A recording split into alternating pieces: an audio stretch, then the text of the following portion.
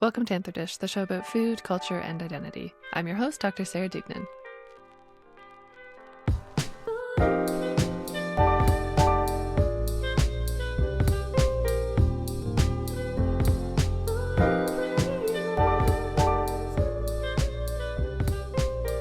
I'm always really fascinated when I come across the exceptional work of bakers on the internet because it's a place where my appetite is limited to just being digital. There's no smell or taste or touch, just the visual experience of a beautifully crafted cake or concha. It can be tough to navigate, particularly as bakers are an integral part of physical communities as well.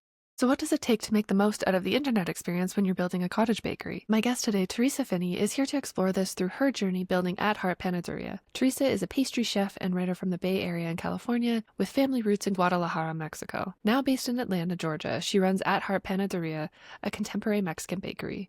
She is also the author of Panadería, a cookbook zine, which contains 5 thoughtfully crafted original recipes from her cottage bakery. In today's discussion, we're exploring how she began her cottage bakery in her at-home kitchen, the shifting relationship with the internet to spread the word of her new bakes, the importance of sourcing seasonal and local ingredients, the relationship between baking and the body, and the role she sees bakers playing in serving their communities. Here's my conversation with Teresa. All right, welcome to the show, Teresa. How are you doing today? Hi, Sarah. Thank you for having me. I am good. Good. I'm so thrilled to have you on the show. I know we've connected online, but to get to chat is face to face is always a big difference. Yeah. Yes. So for those that aren't familiar with your work, do you mind giving a snapshot of who you are, where you're coming in from today, and the type of work that you do? Yes. So I'm Teresa Finney. I am the owner and the sole baker of At Heart Panadería, which is a contemporary Mexican bakery in Atlanta, Georgia. The type of work I do is I'm a baker at heart. I'm a baker who writes. I am a baker, basically. And a beautiful baker. Thank you. Your creations I've never been so sad to not be in a place when I see your photos. That's so nice. Thank you. Yeah, I do. So I specialize in traditional Mexican pan dulce, but with more contemporary flavors and ingredients. I also am, I guess, known for cakes. I call them garden cakes because typically the filling will have come from the garden, jam or curd or something like that. And then to decorate the cakes, I'll use flowers from the garden. But yeah, so those are the 2 things that I would say I'm probably most well known for in Atlanta, at least. Amazing. So I want to back it up a little bit too, because I know you're not originally from Atlanta, and right. I'm curious, growing up, what were some of the ingredients and flavors or dishes that really spoke to your growing up in the Bay Area? Yeah. So I'm from the Bay Area, California. I was born and raised there. My grandmother is from Los Angeles. So we're California people through and through. My grandfather is from Guadalajara, Mexico. And so, yeah, growing up in the Bay Area was very much Californian Mexican. And what I mean by that is there was a lot of barbecues happening in my family. That's very much the thing to do, especially in California, when the weather permits, I should say. But yeah, I would say the big flavor and the big food that takes me back the quickest to childhood would be Christmas Eve tamales. So Christmas Eve, I come from a giant very loud and rambunctious family, and we would all pile under my grandparents' roof, and we would all help my grandparents and my aunts make just giant batches of tamales, right? So the idea is that you gift the tamales to your friends and family, and you can freeze them too beautifully. And so they help to kind of take you into the new year. And so that was something that happened every year for Christmas Eve. And so that was the one food memory that I carry with me, because I remember thinking all of my family is under this roof right now. This feels very comforting and very safe to me.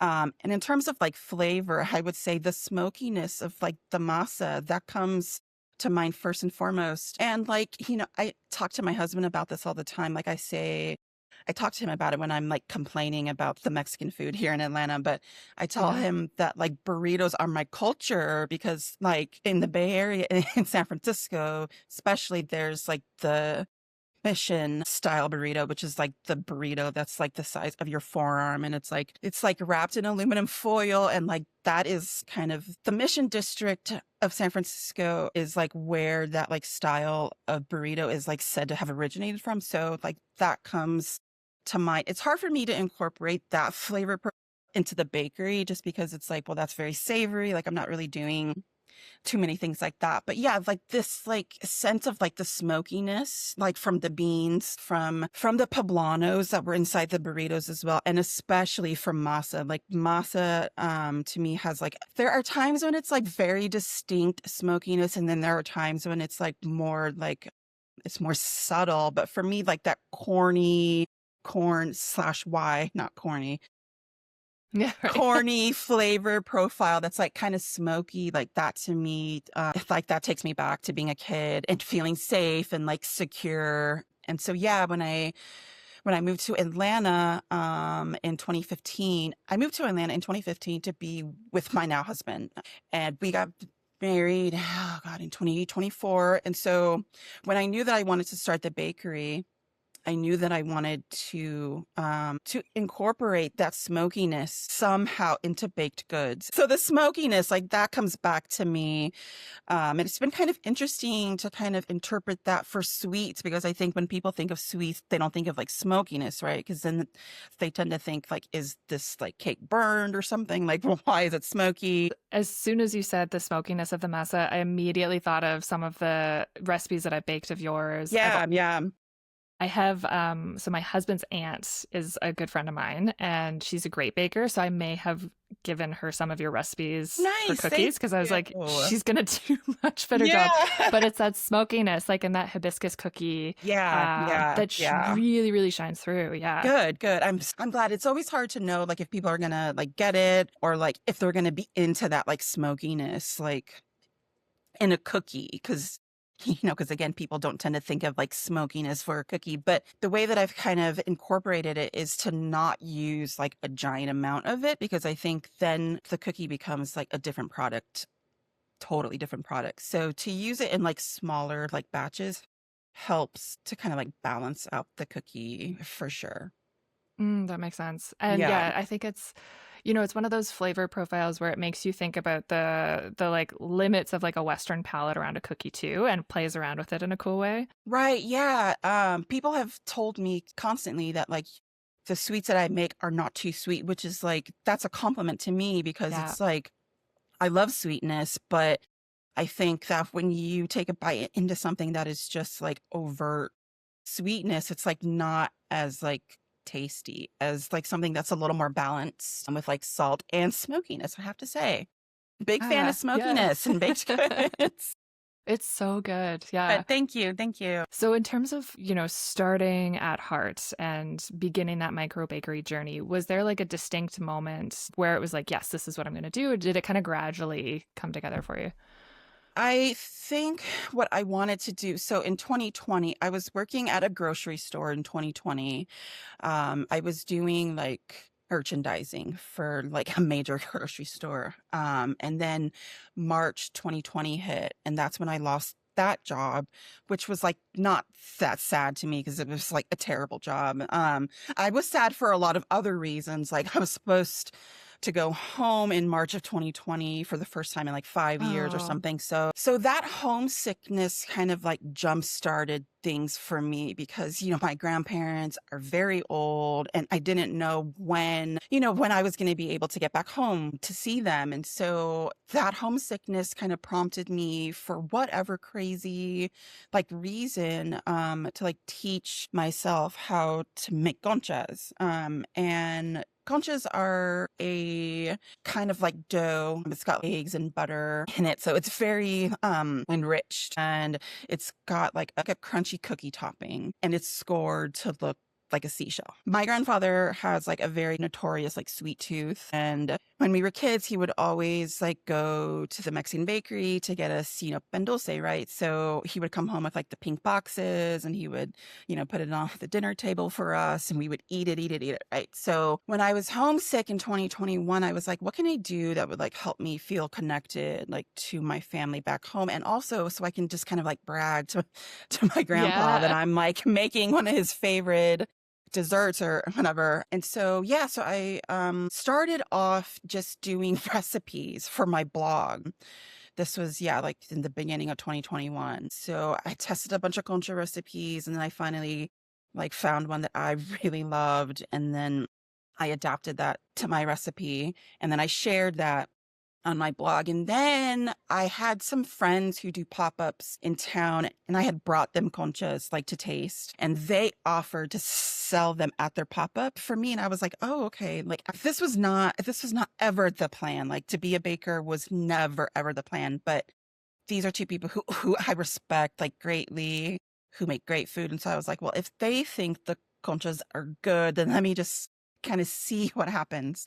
And the reception from that was great, I think, because like they came kind of at a time when in Atlanta, the city of Atlanta is still very confused about like pan dulce and conchas, especially. People tend to think that conchas, I mean, for good reason, tend to think that conchas are like very dry, don't have a lot of flavor. And so this is because like a lot of the more like traditional Mexican bakeries like tend to stick to like the shortening instead of butter.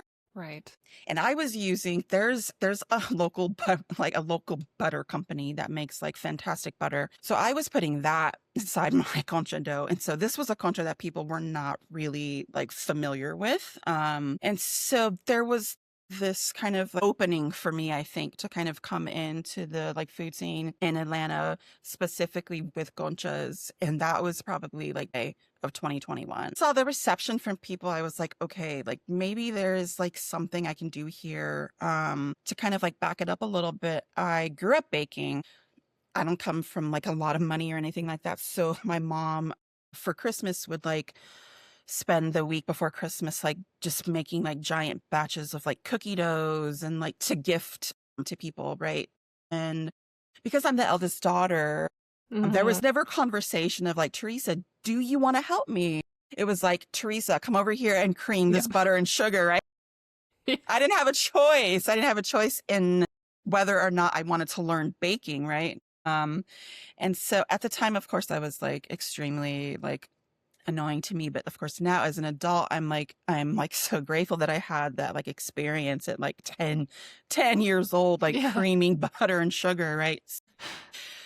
But baking was never something that I thought about doing for work. This was always a hobby for me. But because I kept baking all those years, like my skills kind of like developed. And so in 2020, I was thinking about it. I was like, what can I do for work? Like I need a job, right? And I was really inspired by seeing all these other like pastry chefs and bakers who lost their jobs like during 2020, but then they would like start up their own kind of like independent like thing, right? So I was really inspired by that. And that was 2021 and I did some research about like the cottage bakery laws here in Georgia, Okay. which is like really such a great way for like a small like bakery who doesn't really have like the finances to open like a brick and mortar. This is like a good way to get kind of like to get your food out to the public in like a safe way that's being allowed by the state or whatever. And so in 2021, I opened At Heart. And since then, it's just been like basically nonstop. That's incredible. Since then, I was thinking you have very good friends, like whoever said that they'd sell the conchas. this is the thing. Like before I started this bakery, because I've lived in Atlanta since 2015. So there was a big like 5 year gap where I didn't really have like what I would call like a community. I was doing a lot of freelancing. I was doing a lot of things from home too. And so like, but this bakery has given me, I mean, this bakery has given me everything. It's given me community here. It's giving me like, it sounds so cliche, but it's given me this purpose in life that I did not have before. Like, I'm very much like a late bloomer type of person. And so, like, I'm 41. I didn't start At Heart till my late 30s. And yeah, so that was in 2021. And Wow. yeah, it's crazy. That's I incredible. wouldn't be sitting here That's talking incredible. to you if it wasn't for At Heart. Oh my gosh, I Yeah. love that. That Thank you. makes me Yeah. feel so inspired because I think that's the thing, right? Like I feel like there's always this pressure to like have it figured out in your 20s when 20s Right. are Right. absolute dumpster fire for a lot of Was people. not a time for me to figure anything out. It was a time for me to make a lot of mistakes and basically figure out like what not to do. Yeah. So, Same, yeah. same, very much same. You had mentioned the butter that you're sourcing, and I'm curious if you can speak a little bit to how you source your ingredients because I love the transparency like on your website about building that into the like Atlanta and Georgia communities. For sure. I was actually just talking to Alicia Kennedy a couple weeks Yeah. ago about this for her newsletter that came out Monday, I think it was. But yeah, I to me ingredients are everything. Without the good ingredients, I feel like the conchas would not be as good. And I say that as a person who worked in a restaurant for 4 months last year. Mhm. And I got to see what like having astronomical food costs will do to the kind of food that you can buy, right? So I was getting like crappy ingredients when I was at the restaurant. And it felt so anti-ethical to like everything that I had built up to that point. For me to get like the crappy butter that's like mostly just like water. Wow. And like, yeah, and I always had hydration issues with like my dough, and I could never figure out why until I talked to another baker and they were like, yeah, that butter's like basically all water. It was like, oh, that explains it. Right. Wow. So to me, choosing the ingredients is like the foundation for everything else that comes because baking for me is a way to really like deepen my connection to the earth. And so if I am choosing crappy ingredients to put into my pan dulce, it's like, well, like, what's the point? Like, what are we doing here? Killing my body doing this baking job. I have a responsibility and a privilege to bake for people. And so to me, it's like my responsibility to choose the good ingredients. And the reason why I've tried to stay small is because like that gives me that privilege, like to be able to spend a little bit extra on the good butter and like the good eggs because, I am baking on a smaller scale still. But the ingredients, to me, the ingredients will tell you everything. And like, I know like a lot of people can't really tell the difference, but me as the baker, like I know and I can tell the Yeah. difference. And so, and it's not like the conchas at the restaurant were like bad or anything, but like, just, I knew what went in them and it was difficult. It was a difficult time for me to be working at that restaurant. Yeah. But yeah, the ingredients to me are everything. It's like I feel like as long as I can start with good ingredients, then I can do the job that like that I'm here to do. So yeah. Yeah, I love that perspective on it too, because I think, especially for people who are not bakers or, go and get their pastries and don't necessarily consider it, they're not Sure. things that you Yeah. really see. Like, you just see the beauty of the end product, but you're not Right. thinking about like all the steps that get there as well. Right. It's just important to me to have those friendships with the farmers and to get to know them and to help and to support their business because it keeps the money in our communities, which is important to me as well. And yeah, so if I can support, a farmer who grows like flowers like 10 minutes like down the road for me, like why would I ever go to like, I don't even know where people get flowers, like Whole Foods, I'm assuming. I'm always going to choose like the smaller farmer. Yeah. Yeah, for sure.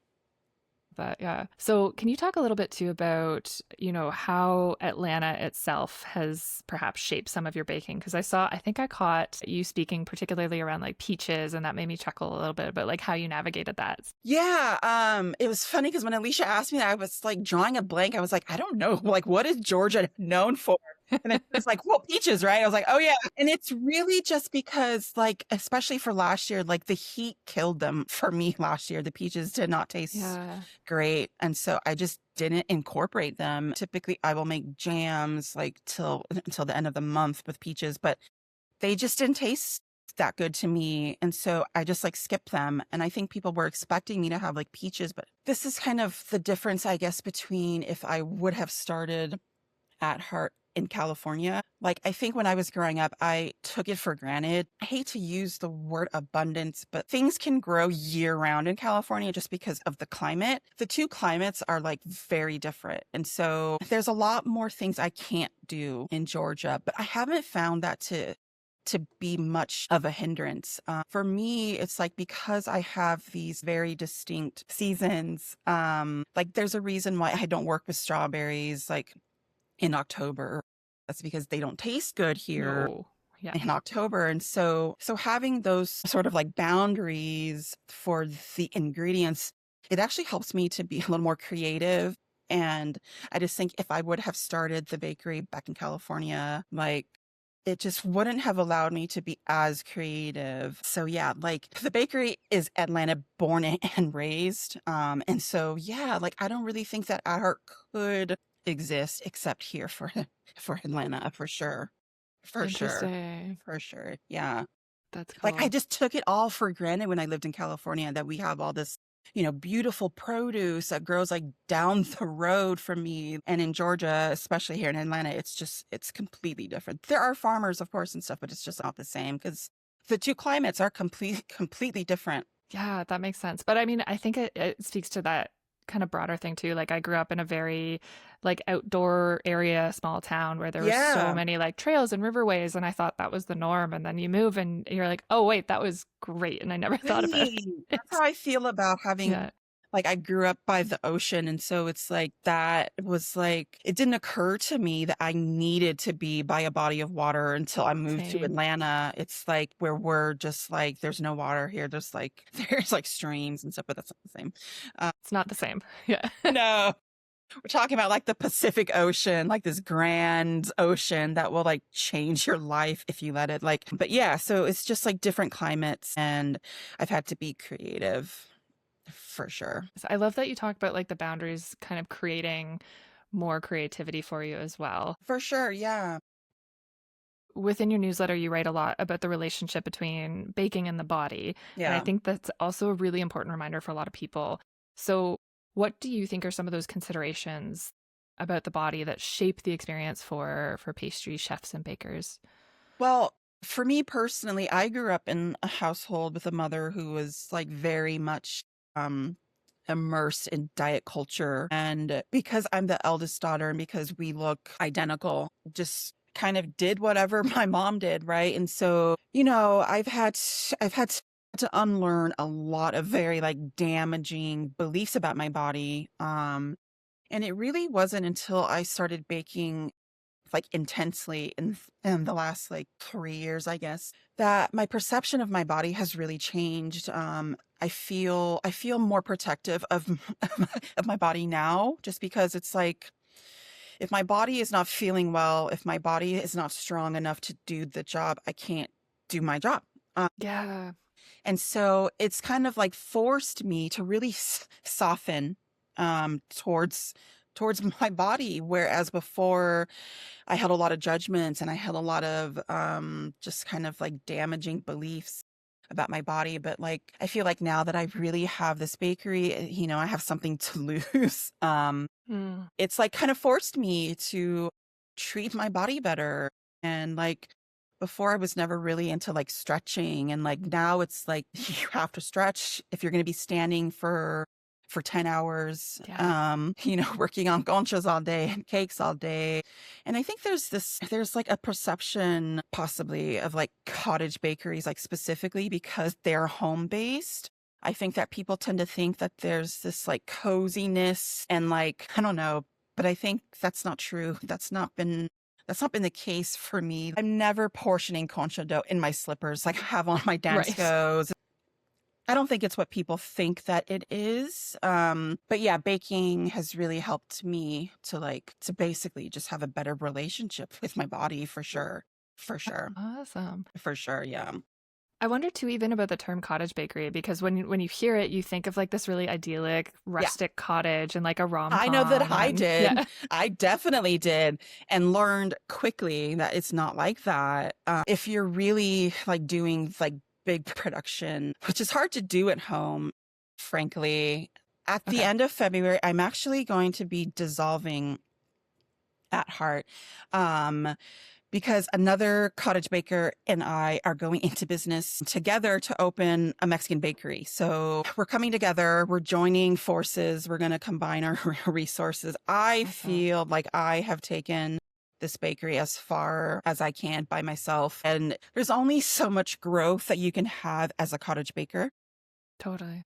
And so, yeah, so I'm dissolving At Heart at the end of this month, which is crazy to me to think Yeah. about because it's been 5 years of my life and like I never would have thought that that would be something that I would consider, but this is a person who I really respect and she's like very beloved as well in the community. And so yeah, so we're going to be opening a Mexican bakery in the spring. And so I'm going to be getting out of the house again, which is great. Cottage bakery is like coming to an end. And it's great. Wow. And it's for all these reasons that we're talking about. It's like, yeah, it's difficult to scale up the way that I want to scale up from home. And so when she approached me, I was like, I don't know if I can do this. Like, because At Heart has been, such a big, I've taken a lot of pride in being like an independent baker. Yeah. But Yeah. I feel it. It's time. I think people are going to be confused and like sad, but I think what Betsy and I want to do together is bigger than At Heart and it's bigger than just me. And so, yeah, it's going to be great, I think. That's amazing. I I'm hope. excited for you. Thank you. Yeah. Yeah. So that made me Yeah. think about that. But yeah.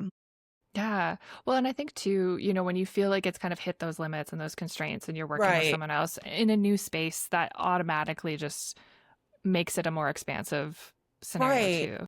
I mean, yeah, if we have like a dedicated kitchen that has like a walk-up window where people are going to come to order their stuff. Fun. And then we're going to be at the farmer's market too. For me, it's really just about getting out of the house and being on the streets with people.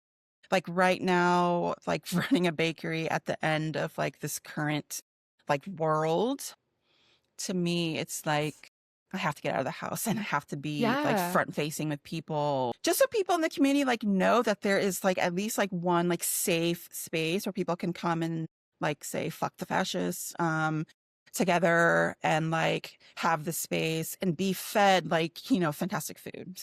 Yeah. Yeah. And those are very, very needed, especially right now. Yeah. Especially right now. Yeah. For sure. Yeah, For sure. definitely. So I wanted to talk to you a little bit about the internet in your relationship with baking because, there's like the digital appetites. There's like people like me that are just drooling over the photos, but we've never met in person. Right. But I know you've also incorporated, recipe testing, like very rigorous recipe testing for like through, internet connections as well. So can you talk about the role that the internet had played as At Heart was growing? Yeah, I mean, without the internet, like, would not exist. I mean, it's become a point of contention for me that the bakery is like mostly online, but to start, like that was like very instrumental to the growth. Especially being on Instagram, which I really hate Instagram. I know, I do. I really hate Instagram. But the thing is like I do love to post still to this day. I'm 41 and I've been on the internet in like some capacity since I was like 12. So to start the bakery, yeah, the internet was like really important to me and to the bakery. Just like being able to post about like pop-ups or yeah, just like sharing a recipe, right? Like that was important for the growth towards the beginning. As like time has gone on and the bakery has like scaled up a little bit more, the internet has become sort of like a point of contention for me. But the internet is still important to At Heart, but it's like I feel that it's time to get off the internet a little bit in terms of like just it existing like solely for the internet or like on the internet. And so that's why it's important for me to have this like kitchen space where people can come and get their food. And like, of course, we still are going to need the social media aspects of it to help get it started. But I mean, yeah, the internet was very instrumental for me in the beginning, just getting things like started, because it's hard when you don't have a brick and mortar to get the word out about the things that you're doing. And so, yeah, in the beginning, I remember in the beginning, I was posting constantly, just like constantly. I don't do that anymore just because it's like, well, people know kind of where to find me now, which is like, thank God. Yeah. I don't have to make like reels that often. Yeah. But yeah, it's my like my own personal relationship with the internet has like changed over the years. I'm 41 now, like I keep saying it, and it's like in 2024 I remember feeling really just dawned over the internet, and I was Mm-hmm. like, God, what's next? But yeah, the internet is to this day still important at heart, but I'm like slowly transitioning, hopefully transitioning off the internet just a little bit more, just a little bit more. I do still love to post. Yeah. No, it makes sense. Yeah. I feel like we're all at this weird, not weird, but like specific era. Like I'm 34 and I've also been on the internet since I was a kid. And Yeah. it's like, I feel like it's a more strategic approach now, especially with like, Yeah. you know, technocrats and things like that Right. informing like who sees what. It's Right. also, affecting those pieces. For sure. But, I wanted to talk a bit too about your zine because I feel like that also speaks to building that community offline that you had built online. Yeah. Can you talk a little bit about that experience? Because that was so brilliant. Thank you. God, I love the whole process of it. I love that it wasn't immediate. The satisfaction of it was not immediate. Like we worked on that for 9 months. Like I've always wanted to write a cookbook zine since like 2017. I have a Google Doc from that time that's just like a list of like ideas for zines. And so that was something that I had always wanted to do, but it really wasn't until this bakery that I was introduced to my designer, who is a friend of At Heart. And in 2023, I talked to a cookbook agent, and like the conversation just kind of kept coming up. Your social media is not there yet. Your social media is not there yet. And so I felt like I was being told my social media like metrics like don't match up with my ambitions, and that has always been true for me. But and I think I just got sick and tired of it. I got tired of like waiting for permission to do this thing that I had wanted to do for years, right? And so it just kind of became clear to me that if I was ever going to have a chance to write a cookbook the way that I wanted to write it, I was going to have to do it without that permission, right? Yeah. And the contention or the point of contention I have with cookbooks is just kind of that they're too big, for one. I think I don't really understand cookbooks that have like 150 recipes or anything like that, 400. right? Yeah, I think, I don't know. I just think it's kind of crazy. And so when I was thinking about the zine, I was thinking like, okay, can I get away with just doing 5, like just 5 recipes? And my designer was like, well, a zine can be whatever you want it to be. So if you only wanted to do 2, you could only do 2 recipes. So for me, a zine was like total freedom, total expression. And that was appealing to me, that I didn't have to wait for permission and that I didn't have to do it according to somebody else's ideas of what an At Heart cookbook like should be, basically. And yeah, so that was in 2024. And the zine had 2 printings. Yeah, I mean, I feel like it's really changed my life in a little bit of a way, just because, yeah, it has introduced me to people who like I don't know from the internet because they saw the zine maybe like on a bookshelf or something somewhere, right? And yeah, so it felt very cathartic to me to just kind of do it and not wait for that permission, for sure. Because I really don't like that. I don't like waiting for permission for things that I want to do. It's like, I understand. especially if I have an idea in my mind, I'm like, well, let's just fucking do it. Let's just do it. Exactly. I don't want to wait. I understand. I'm sure. I know. I feel that same way with the podcast. I'm so used to just, well, I want to talk to these people, so I'm going to ask them to come on the show and talk to them. For sure. So yeah, so just the chance like to express exactly what I wanted to express, the way that I wanted to do it was really appealing to me, And you can feel it too through the cookbook. Like my daughter and I so I think when I got my like mailed copy, it was when she had a concussion. So she couldn't read, she couldn't watch TV, she couldn't like do any of those things. And so, but she could bake. And that was like our, every day she could do a little bit of baking with me. Right. So I have like a very soft spot for that, for those That's recipes so because nice. That's so nice. I love that. That's incredible to me. Like that means a lot to me. Thank you for telling me that. Yeah. But I also sweet. like Your voice in it, I think, is what really, really stands out. Is that, there all of these recipes were totally new to us, but it was like, okay, well, if we're reading this, it very clearly says like what this batter should look like and at what point Yeah. you should start to shift it. And I don't necessarily see that in like traditional cookbooks the same way, where there's Mm, that like attention to the baker. yeah. That was another part that appealed to me because there were only 5 recipes in the Yeah. cookbook. Like, I could really give my undivided attention to every detail. It's harder to do that with the more like traditionally published like cookbooks, right? With 100 Yeah. recipes, and knowing Yeah. what we know, that like a lot of these cookbooks are not being tested. I don't mean to harp on traditionally like published cookbooks. I love cookbooks. I have hundreds of cookbooks.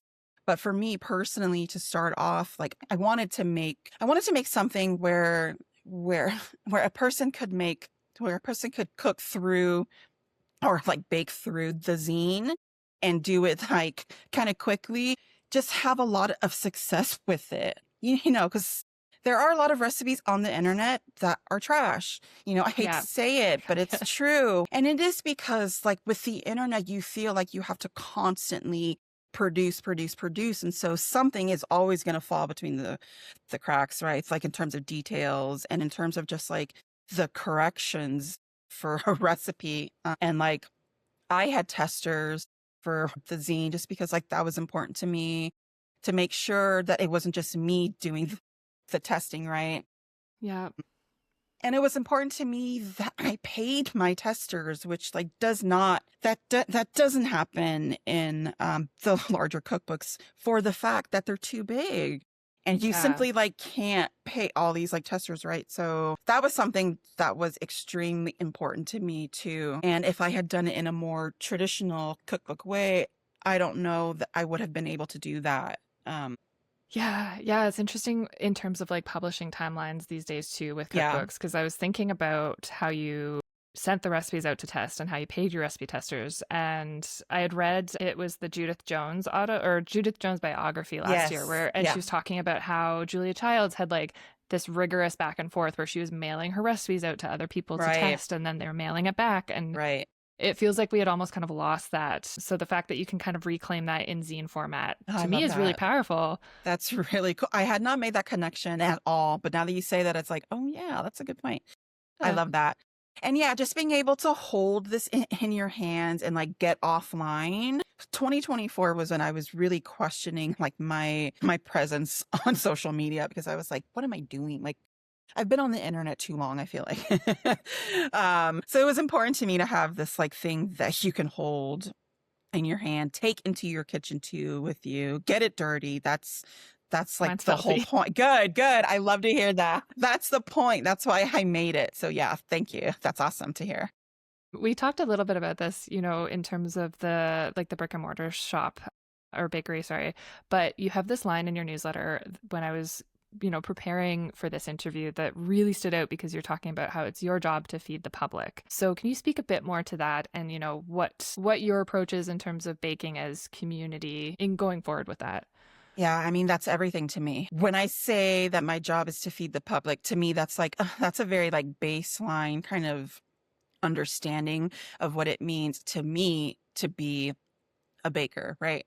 For me, it's like, for me, when I say that I bake for the public, it means I bake for the public, not just for people who can afford to spend $100 for a cake, right? So, like, for me, it's very important to be accessible to people, which is why since 2023, I've had the pay what you can pricing for my cakes because I don't know. It just makes sense to me. Like it would be crazy to me to turn somebody away who couldn't afford a cake, right? Because while I know that my cakes are appropriately priced, like based on the ingredients and the time that goes into them, that doesn't mean that like that everybody can afford it, right? And to me, it's like I would never dream of telling somebody no just because they can't afford it or something, right? And so when I say that I bake for the public, it comes from this like wanting to be accessible to people. And again, it goes back to choosing the best kind of ingredients for the cakes, for the conchas, because it's like I do see the fact that I have this bakery as a privilege. but it's also a responsibility to me to be able to like feed people the good stuff Yeah, and to be accessible while doing it. Like that's important to me for I sure. love that. And there's For so much sure. meaning. There's so much meaning and value and like Right. heartfeltness to it. It's important to me.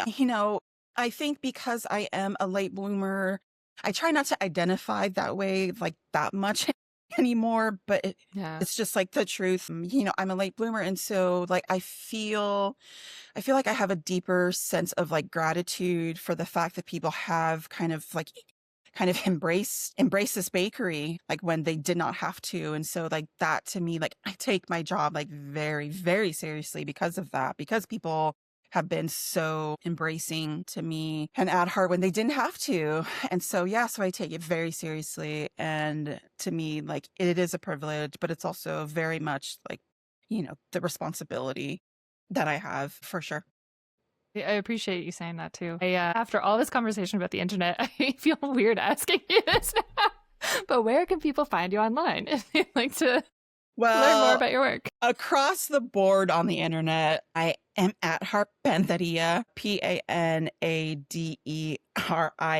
on Instagram, on Threads, on TikTok, even though I have not made a TikTok in like probably maybe a year or something like that. And then I have a newsletter as well on Substack. So I'm on Blue Sky, but I don't really post all that often. Yeah. Awesome. I will link those in the show notes for people to Cool, check cool, out. cool. Thank you so much. It was such a pleasure getting to chat with you. Yeah, you too. Thank you again for having me. Of course, anytime. Cool. That was Teresa Finney. I've linked her zine, website, and social media in the show notes below. You can also find all this at our website at anthordish.com under episodes. Thanks so much for listening to Anthordish Podcast. Subscribe to the show on YouTube, Apple Podcasts, Spotify, or wherever you get your podcasts. If you like the show, please give us a rating on Apple Podcasts to help get the word out. And for more Anthordish, feel free to check out and sign up for my newsletter at sarahdougnan.substack.com, or find me on TikTok, Threads, Instagram, Blue Sky, or Facebook at Anthordish Podcast. I always love hearing from you and what you're learning about the show. Music production was done by Lucas Wojcicki at lucassound.com. Anthordish is produced in partnership with the American Anthropological Association. Thanks so much for tuning in, and we'll catch you next week.